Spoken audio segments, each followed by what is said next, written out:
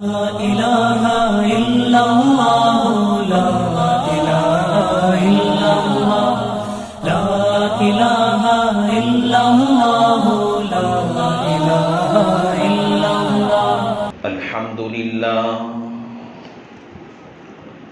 الحمد لله نحمده ونستعينه ونستغفره ونؤمن به ونتوكل عليه ونعوذ بالله من شرور أنفسنا ومن سيئات أعمالنا من يهده الله فلا مضل له ومن يضلله فلا هادي له ونشهد أن لا إله إلا الله وحده لا شريك له ونشهد أن سيدنا ومولانا محمدا عبده ورسوله صلى الله عليه وعلى آله وأصحابه وبارك وسلم تسليما كثيرا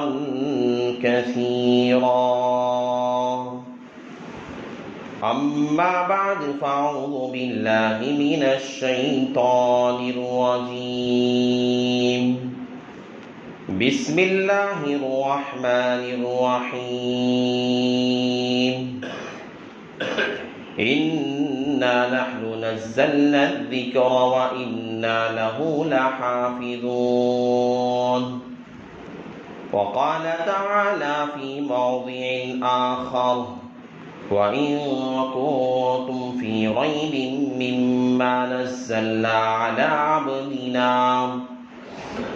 على عبدنا فأتوا بسورة من مثله وادعوا شهداءكم من دون الله إن كنتم صادقين وقال النبي صلى الله عليه وسلم إن الله يرفع بهذا الكتاب أقواما ويضع به آخرين أو كما قال النبي عليه الصلاة والسلام رب اشرح لي صدري ويسر لي أمري واحلل عقدة من لساني يفقهوا قولي اللهم صل على سيدنا مولانا محمد في أول كلامنا اللهم صل على سيدنا مولانا محمد في أوسط كلامنا اللهم صل على سيدنا مولانا محمد في آخر كلامنا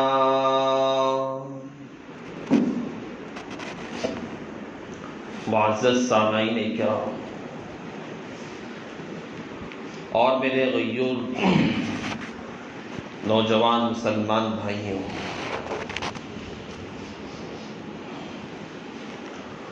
اللہ تبارک و تعالی نے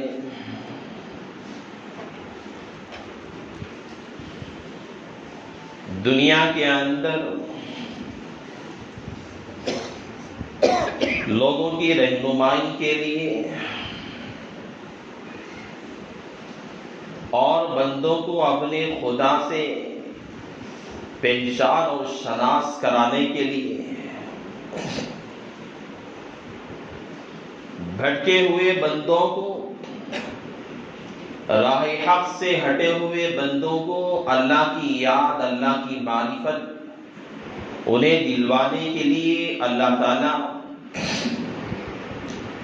دنیا کی ابتدا میں سے اپنے محبوب ترین بندوں کا اللہ نے سلسلہ جاری رکھا۔ حضرت آدم علیہ نبینا علیہ الصلاۃ والسلام سے لے کر جناب محمد الرسول اللہ صلی اللہ علیہ وسلم تک حضرات انبیاء، حضرات رسولوں کا یہ سلسلہ جاری رہا. ہر قوم میں، ہر زمانے میں انبیاء آتے، رسول آیا کرتے. ایک ہوتا ہے نبی اور ایک ہوتا ہے رسول. رسول اسے کہتے ہیں جنہیں اللہ تعالیٰ نے دنیا میں نبی تو بنایا، لیکن نبی بنانے کے ساتھ اللہ تعالیٰ نے ثبوت اور دلیل کے طور پر اللہ نے کوئی صحیفہ یا کوئی کتاب دنیا میں دے کر بھیجی. اسے رسول کہا جاتا ہے. لیکن جو بغیر صحیفے کے، بغیر کتاب کے، بغیر کسی قرآن کے دنیا کے اندر جتنے بھی انبیاء آئے، اسے بس انہیں نبی کہا جاتا ہے.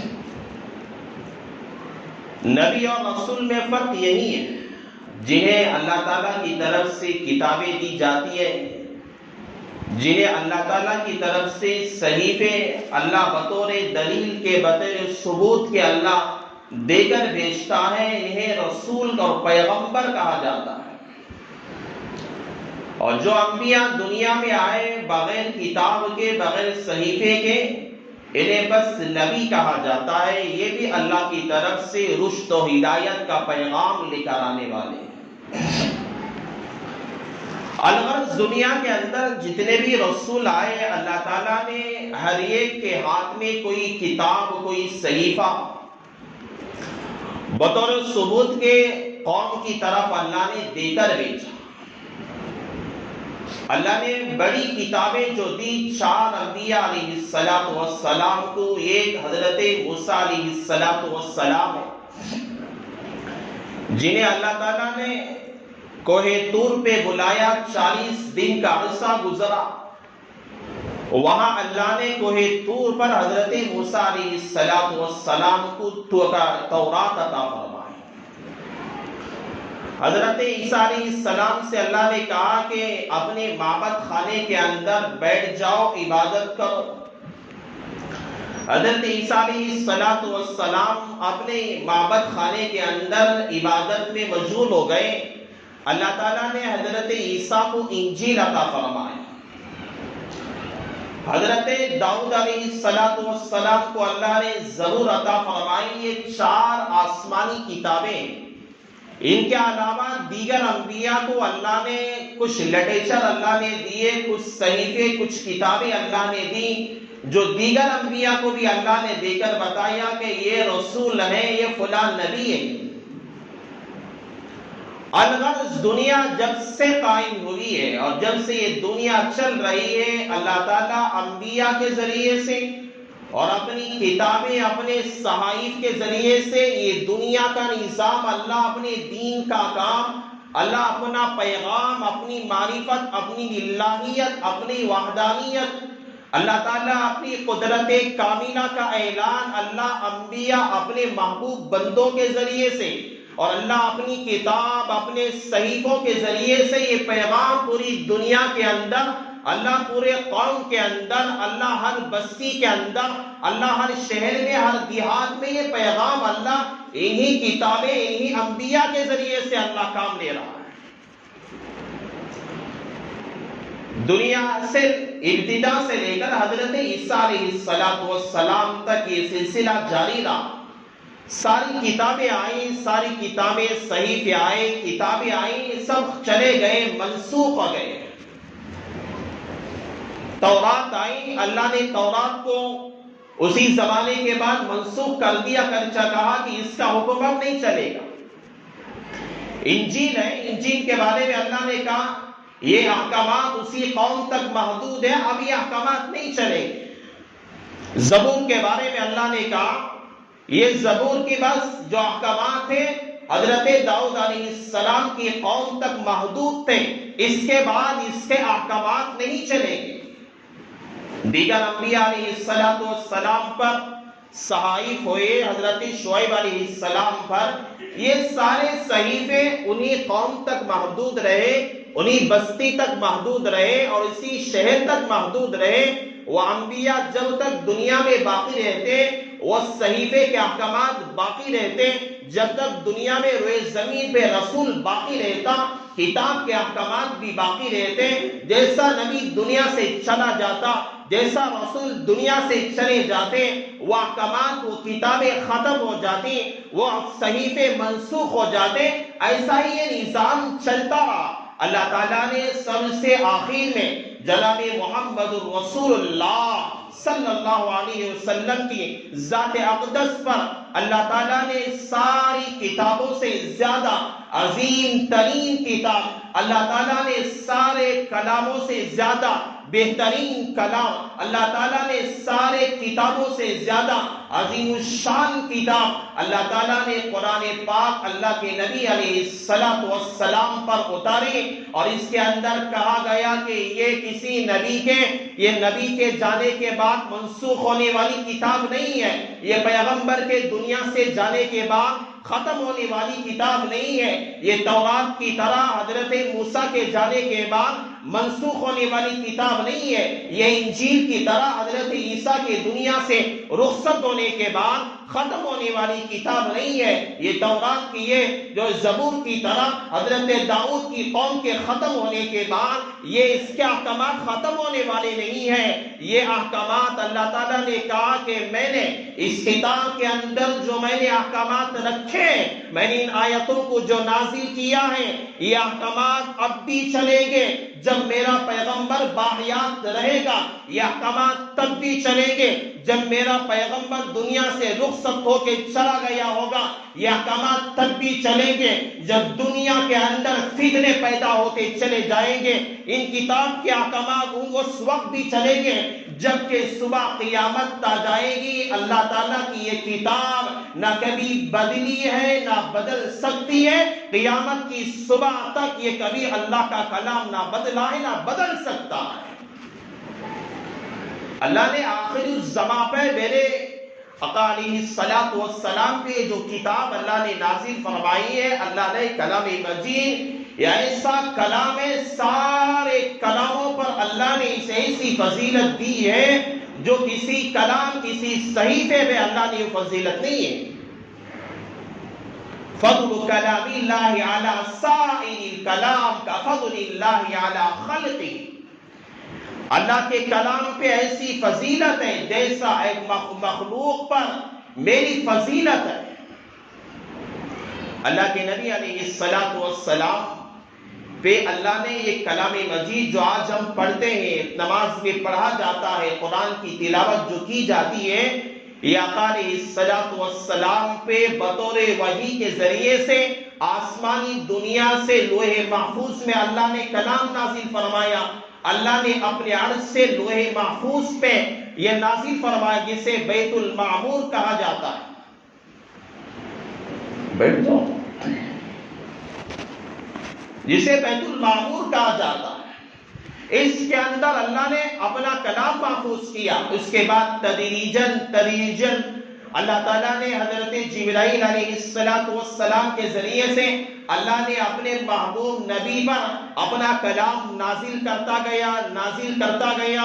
حضرت خدیجۃ الکبریٰ رضی اللہ تعالیٰ عنہا فرماتی ہیں، میں نے اپنے محبوب کی وہ زندگی دیکھی جو میں نے اپنے محبوب کو دیکھا جب وحی کا سلسلہ ابھی اللہ نے آیت قرآنیہ، آیت کلام پاک کی ابھی نازل نہیں کرنا شروع کیا تھا، میں نے وہ دور بھی دیکھا۔ حضرت اما عائشہ فرماتی ہے، میرے محبوب کو ابھی آیت قرآنیہ نازل ہونے کا دور ابھی نہیں آیا تھا، اللہ کے نبی کو خواب نظر آنا شروع ہو گئے تھے، خواب کے اندر بشارتیں نظر آنا شروع ہو گئی تھیں۔ اللہ کے نبی علیہ السلام تنہائی میں زیادہ رہا کرتے تھے، خلوت میں زیادہ رہا کرتے تھے، غار ثور میں، غار حرا میں جا کر بیٹھ جایا کرتے۔ اللہ کے نبی علیہ السلام عبادت میں لگا رہتے، اپنے آپ کو تنہائی میں رہا کرتے، خلوت میں رہا کرتے۔ ایک دن کا واقعہ ایسا ہوا، اللہ کے نبی علیہ السلام غار ہیرا کے اندر تشریف فرمائے، اچانک فرشتے کا نزول ہوتا ہے، حضرت جبرائیل علیہ السلام آتے ہیں۔ حضرت جبرائیل علیہ السلام آنے کے بعد کہتے ہیں کہ اللہ کے نبی کو اپنے سینے سے دبوچتے ہیں، دباتے ہیں، اور دبا کر کہتے ہیں کہ اقرا، اے پیغمبر پڑھیے۔ اللہ کے نبی علیہ السلام فرماتے ہیں لا انا قاری، میں پڑھا ہوا نہیں ہوں۔ پھر دوسری مرتبہ حضرت جبرائیل اللہ کے نبی کو اپنے ہاتھوں میں لیتے ہیں، اپنے سینے سے لگاتے ہیں، دبوچتے ہیں، اقرا، اے پیغمبر پڑھیے۔ اللہ کے نبی کہتے ہیں لا انا قاری، میں پڑھا ہوا نہیں ہوں۔ پھر تیسری مرتبہ اللہ کے نبی علیہ السلام کو حضرت جبرائیل اپنے سینے سے لگاتے ہیں، دبوچتے ہیں، کہتے ہیں اقرا، اے پیغمبر پڑھیے۔ اللہ تعالیٰ حضرت جبرائیل کے سینے کے اندر اللہ نے جو کلام ڈال کے بھیجتا ہے، اسی کلام کو اللہ کے نبی علیہ السلام کو سینہ بہ سینہ حضرت جبرائیل علیہ السلام منتقل کیا کرتے تھے۔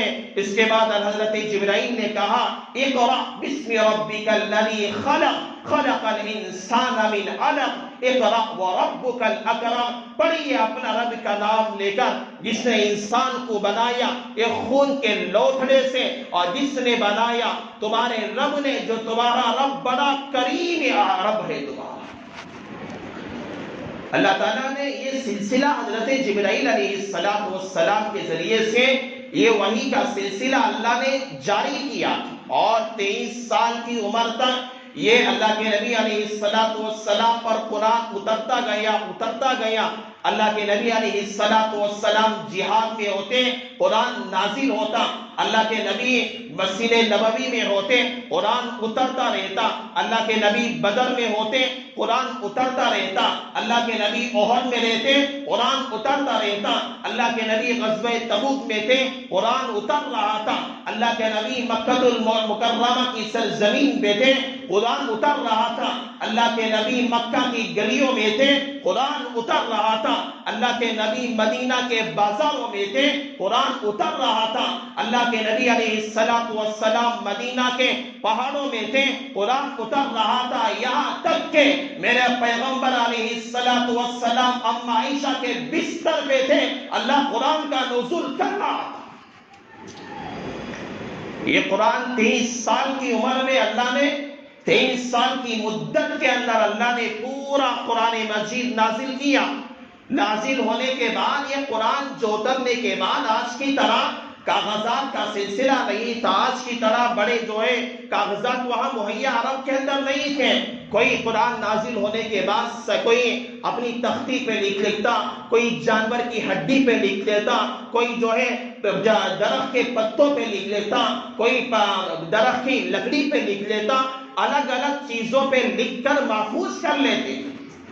یہاں تک کہ اللہ کے نبی علیہ السلام حضرت جبرائیل کے آ کر قرآن سنا کر جانے کے بعد جو یاد رہتا، کاتب وحی حضرت زید بن حارث رضی اللہ تعالیٰ کو جب بلاتے اور بلا کر قرآن لکھایا کرتے، اللہ کے نبی کے پاس جو چیزیں ہوتی ہیں، اگر کاغذ ہوتا کاغذ پر لکھوا لیتے، اگر وہاں پہ ہڈی موجود ہوتی کوئی ہڈی پہ لکھوا لیتے، کبھی جو ہے تختی پہ لکھوا لیتے، کبھی جو ہے پتوں پہ لکھوا لیتے۔ یہ قرآن ایسے ہی ایک کتابی شکل کے اندر محفوظ نہیں تھا، بلکہ الگ کوئی پتے پہ کوئی صورت لکھی ہوئی ہے، کوئی تختی پہ کوئی الگ اور دوسری صورت لکھی ہوئی ہے، کوئی درخت کے جو ہے تختی پہ کوئی الگ صورت لکھی ہوئی ہے، جانوروں کی ہڈیوں پہ اللہ کے کلام کی آیتوں کو لکھ کر اللہ کے نبی کے صحابہ یاد کیا کرتے تھے، اسے حفظ کیا کرتے تھے۔ یہ سلسلہ رہا یہاں تک کہ حضرت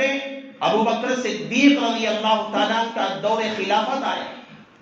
حضرت ابو بکر صدیق کے دور خلافت کا آخری دور تھا۔ حضرت ابو بکر صدیق کے دور خلافت میں ایک جنگ ہوئی، جنگ یمامہ۔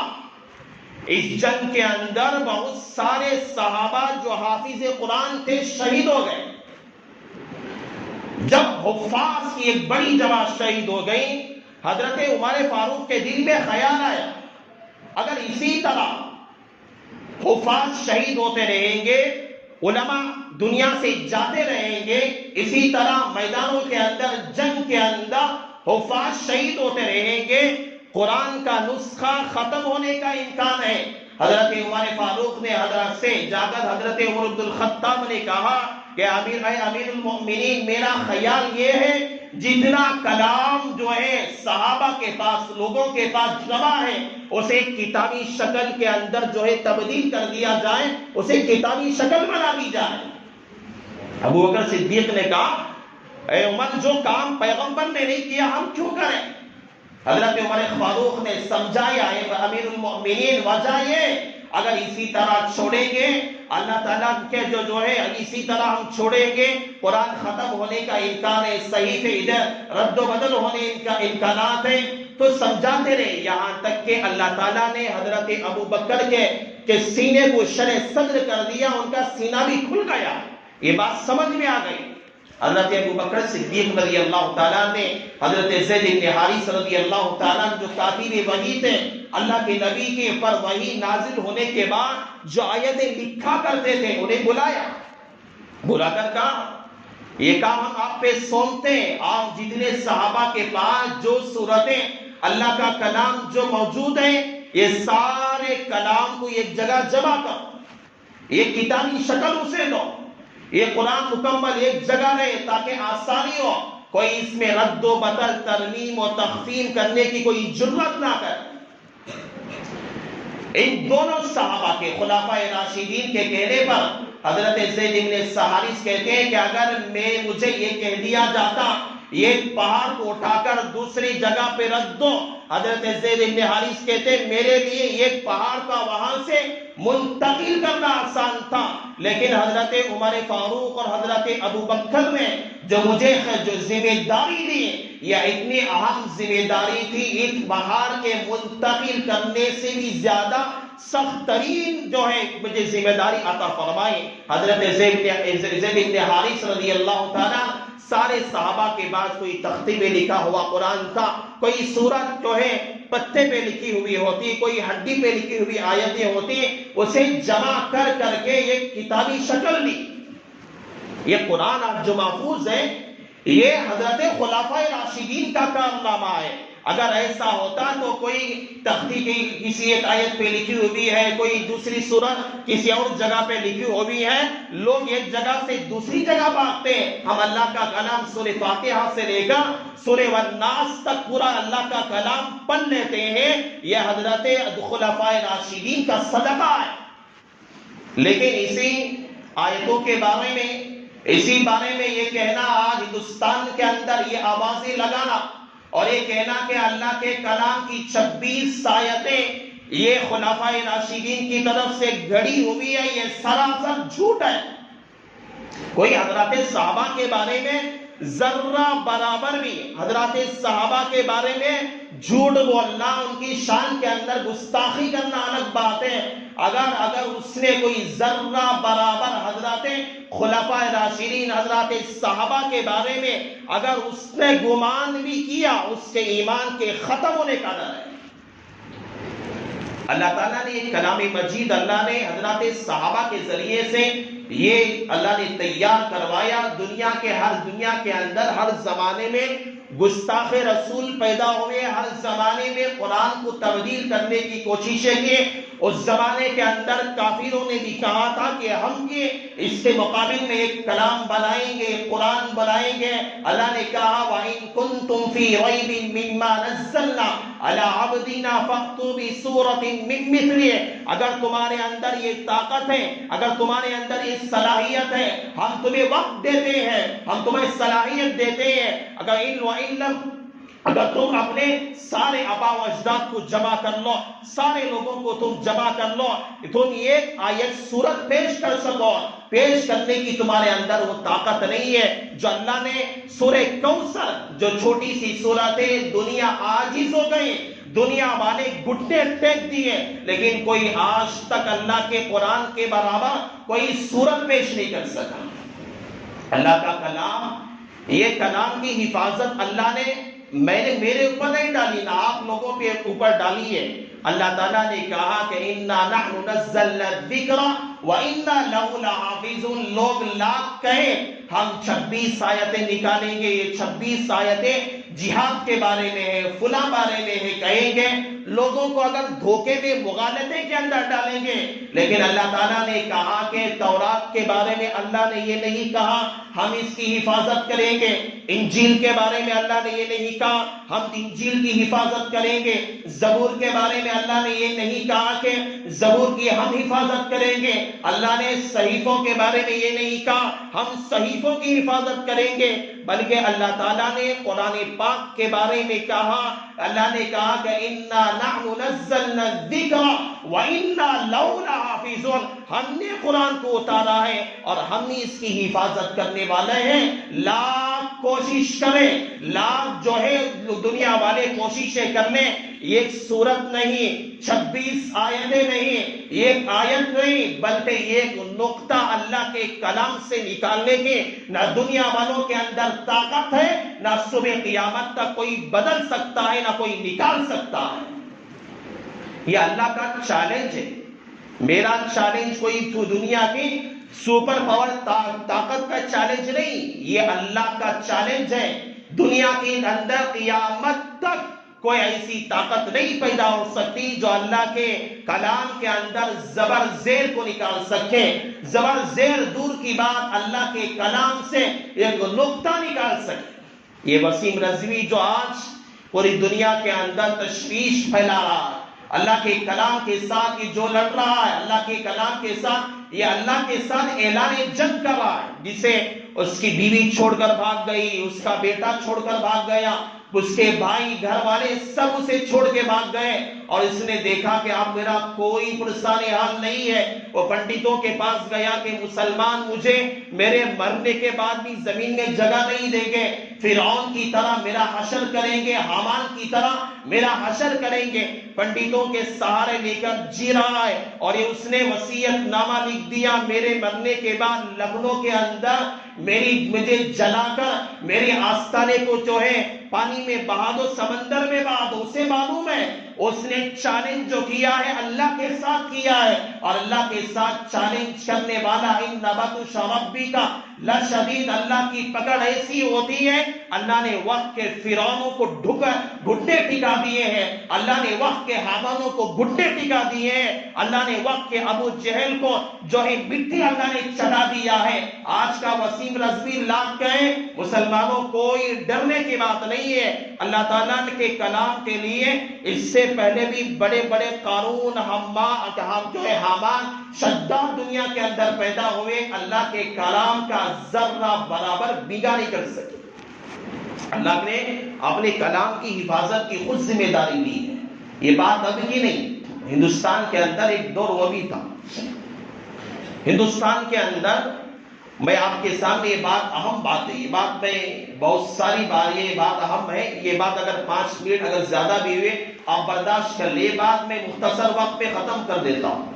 ہندوستان کے اندر جو کتاب ابھی جو لکھا ہے وسیم رضوی، اس نے جو کتاب جو لکھی ہے، شائع کی ہے، ہندوستان میں ایک دور وہ بھی آیا، انگریزوں کا دور تھا۔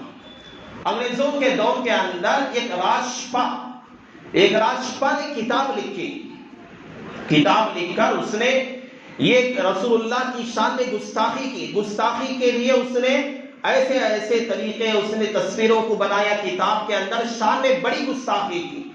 انگریزوں کا دور تھا، پوری دنیا میں چرچا ہونے لگا، پورے ہندوستان کے اندر یہ چرچا ہونے لگا، اور اس کا نام اسے رنگیلا رسول کتاب کا نام اسے رکھا تھا، رنگیلا رسول۔ یہ کتاب دنیا کے اندر شائع ہوئی، چلتی رہی۔ آپ یاد رکھو، دنیا کے اندر کوئی مائکا لال پیغمبر کی شان میں گستاخی کرتا ہے، اللہ کے نبی کی شان میں گستاخی کرنے والے کے دفاع سے بڑھ کر دنیا کے اندر اور کوئی کام نہیں ہوتا۔ پیغمبر کا دفاع کرنا ہر بندے پہ واجب ہوتا ہے۔ یہ جب کتاب لکھی، حضرت مولانا ثناء اللہ پانی پتی رحمت اللہ علیہ نے اس کے دفاع کے اندر جواب میں کتاب لکھی جو مقدس رسول نام کی۔ ایک آدمی نے اس زمانے میں خواب دیکھا کہ ایک آدمی یہ خواب دیتا ہے، اللہ کے نبی مسجد نبوی میں بیٹھ کے کتاب پڑھ رہے ہیں، وہ آدمی نے جب خواب دیکھا کہ ایک آدمی خوبصورت سا ہے اور اس کے ارد گرد میں لوگ بیٹھے ہوئے ہیں، اس خواب دیکھنے والے نے سوچ لیا کہ یہ کوئی دوسرا نہیں، یہ اللہ کے نبی علیہ السلام ہے۔ اللہ کے نبی علیہ السلام جو ہے بیٹھ کر کچھ پڑھ رہے تھے، سامنے بیٹھے ہوئے صحابہ تھے اسے سن رہے تھے۔ خواب ہی میں اس آدمی نے پوچھا بھائی یہ کون ہے؟ اس آدمی نے کہا کہ یہ پیغمبر ہے، اور دنیا کے اندر، ہندوستان کے اندر ایک دشمن اسلام نے، کراشپا نے اللہ کے نبی کی شان میں کتاب لکھی ہے، اور اس کتاب کے جواب میں ثناء اللہ پانی پتی نے ہندوستان کے اندر ایک کتاب لکھی ہے جو اللہ کے نبی کتاب پڑھ کے آپ اپنے صحابہ کو سنا رہے ہیں۔ اس کتاب کو پڑھ کر اللہ کے نبی اپنے صحابہ کو سنا رہے ہیں۔ اسی دور کے اندر عطا اللہ شاہ بخاری کا نام آپ نے سنا ہوگا، بڑے خطیب گزرے، بہت بڑے خطیب گزرے، آدھا گھنٹہ ہم خطاب سننے ڈرتے ہیں۔ عطا اللہ شاہ بخاری کی تاریخ پڑھ کے دیکھو معلوم ہوگا۔ عطا اللہ شاہ بخاری رحمت اللہ علیہ عشاء کے بعد بیان شروع کرتے، فجر کی اذان ہو جاتی، حضرت والا کا خطاب چلا کرتا۔ عطا اللہ شاہ بخاری کا خطبہ چل رہا تھا عشاء کے بعد سے لے کر تحفظ رسالت کے بارے میں، اللہ کے نبی کی شان میں گستاخی جو کیا تھا اس کے بارے میں خطاب چل رہا تھا۔ بیان ختم ہوا، بیان ختم ہونے کے بعد ہر آدمی یہ جوش لے کر اٹھا، ہر عورت یہ جوش اپنے اندر لے کر اٹھی کہ میں سب سے پہلے اس گستاخ رسول کو قتل کروں گا۔ عورتیں بھی اپنے گھر چلی گئی، لوگ بھی اپنے دماغ میں ایک پلان بنا رہے تھے کیا کرنا چاہیے۔ ایک عورت اپنے گھر میں گئی اور سوچنے لگی کہ میں اپنے بچے کو تیار کروں گی، میرا بچہ جا کے اس گستاخ رسول کا سر قلم کرے گا۔ ایک مجاہد تھا، نوجوان تھا جسے دنیا علم الدین کہتی ہے، علم الدین غازی۔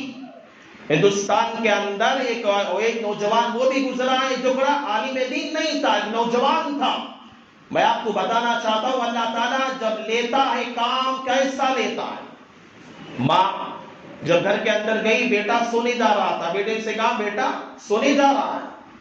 بیٹے نے جو ویسے ہی کہا اماں جان میں سونے جا رہا ہوں۔ اماں نے کہا کہ اے بیٹا تیرے حبیب کی شان میں گستاخی ہوئی ہے اور آج تو آرام کر رہا ہے۔ اس بیٹے نے علم الدین نے کہا اماں جان میں ایسے ہی کہا تھا، میں سوچ رہا ہوں اسے کیسے قتل کرنا ہے۔ ماں نے اپنے بیٹے کو سمجھایا اگر تو نے اس گستاخ رسول کو قتل نہیں کیا تو میرا بیٹا نہیں، آئندہ سے تو مجھے کبھی ماں نہیں کہنا۔ ماں کے اندر بھی کیا عشق رسول تھا، یہ بات کہہ دیا اس سے کہہ کر ماں نے جب صبح ہوئی بازار میں علم الدین نوجوان گیا، ایک چھری کو خریدا، خریدنے کے بعد اپنی جیب میں رکھا اور کہا کہ یہاں پہ راشپال کہاں رہتا؟ لوگوں سے پوچھا، لوگوں نے کہا کہ فلاں گلی میں فلاں جگہ پہ اس کی دکان ہے وہاں چلے جانا۔ نوجوان علم الدین گئے، وہاں پہ جا کر دیکھا بہت سارے لوگ کتاب کی دکان ہے، ایک کتب خانہ ہے وہاں بیٹھے ہوئے۔ وہاں جا کر پوچھا کہ یہاں علم الدین کون ہے؟ اس علم الدین جو یہاں پہ راشپال کون ہے؟ اس نے کہا کہ ایسے ہی وہ آ کر اس نے برجستہ کہہ دیا کہ میں ہی راشپال ہوں، کیا بات ہے؟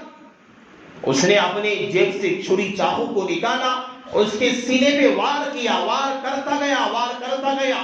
لوگ اسے دیکھ کر اس کے قتل کرنے کو لوگ بھاگ گئے اور اس نے قتل کیا اور آرام سے جا کر چاقو کو دھویا اور جو خون لگا ہوا تھا اسے دھویا اور جا کر وضو کیا، 2 رکعت نماز ادا کی اور کہا کہ یا اللہ آج تو نے میرے ہاتھ سے وہ کام لیا ہے جو رہتی دنیا تک لوگ مجھے یاد کریں گے۔ علم الدین وہیں بیٹھا ہوا تھا، پولیس آئی، پولیس آنے کے بعد بھاگا نہیں، وہیں بیٹھا ہوا تھا۔ پولیس نے پوچھا کس نے قتل کیا؟ میں نے قتل کیا، میرے پیغمبر کی شان کے اندر اس نے گستاخی کی تھی۔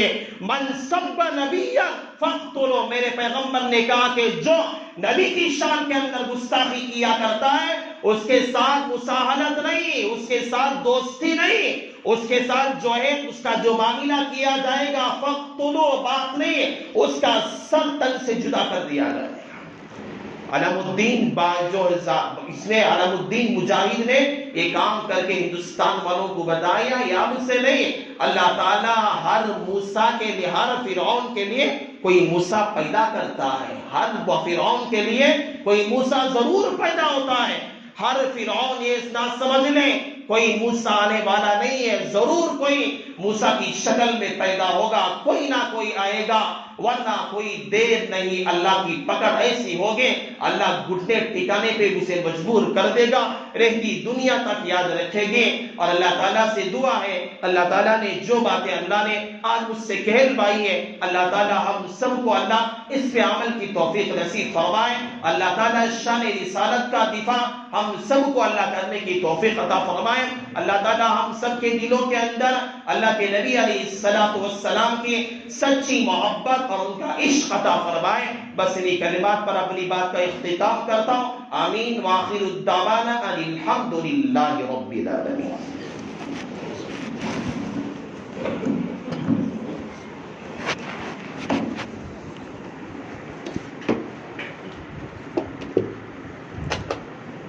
بیوقوف کیجیے مجھے